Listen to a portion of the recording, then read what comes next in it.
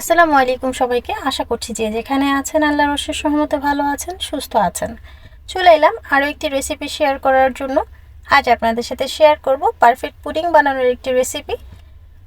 গুঁড়ো দুধ দিয়ে কিভাবে করে আপনারা এরকম পারফেক্ট পুডিং তৈরি করতে পারবেন তাই দেখিয়ে দিব আজকের ভিডিওতে। তো প্রথমে আমি এখানে একটি নিয়েছি পাত্র, এর মধ্যে আমি দিয়ে দিচ্ছি 2 কাপ পরিমাণ পানি। পানিটা একটু গরম হয়ে আসলে এর মধ্যে প্রায় 5 টেবিল চামচের মতন গুঁড়ো দুধ দিয়ে দিচ্ছি। তারপর এর মধ্যে আমি চিনি অ্যাড করছি।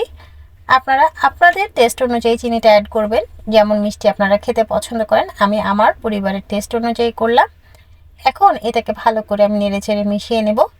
এরপর এটাকে ভালোভাবে জাল করে নিতে হবে যতক্ষণ পর্যন্ত না বলক এসে যায়, কারণ গুঁড়ো দুধ এমনিতেই ঘন থাকে, অত বেশি জাল করে ঘন করার প্রয়োজন নেই। বয়লিং পয়েন্ট পর্যন্ত জাল করে নিলেই হবে। তবে কেউ যদি আপনারা গরুর দুধ দিয়ে করতে চান সেই ক্ষেত্রে ভালো করে জাল করে দুধটাকে ঘন করে নেবেন। অলরেডি দেখুন আমার পুডিংয়ের দুধটা বলকাতে শুরু করেছে। তো আমি এটাকে আরও 4-5 মিনিট চুলায় রেখে জাল করে নেব।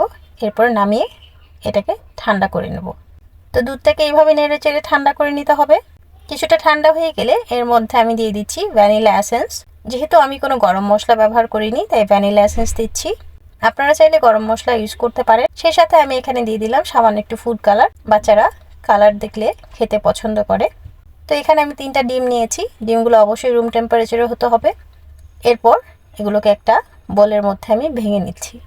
এখন এটাকে একটা হুইস্কের সাহায্যে খুব ভালো করে ফেটে নিতে হবে। খুব ভালোভাবে ডিমগুলোকে মেশানো হয়ে গেলে এটাকে আমি ঠান্ডা করে রাখা দুধের সাথে অ্যাড করে দেব। তারপর এটাকে আবার একটু ভালো করে নেড়ে মিশিয়ে নিচ্ছি। এখন আমি পুডিংয়ের ক্যারামেলটা তৈরি করে নেব। তো আমি চুলায় একটি পাত্র বসিয়ে দিয়েছি। যে পাত্রে আমি পুডিংটা বানাবো এর মধ্যে আমি দিয়ে দিচ্ছি প্রায় 2 চা চামচ পরিমাণ চিনি। এরপর এর মধ্যে সামান্য একটু পানি অ্যাড করে দিচ্ছি। যখন এটা এরকম গোল্ডেন ব্রাউন কালার হয়ে আসবে তখন বুঝে নিতে হবে আপনার ক্যারামেলটা রেডি হয়ে গেছে। চিনিগুলো দেখুন একদম গলে গেছে।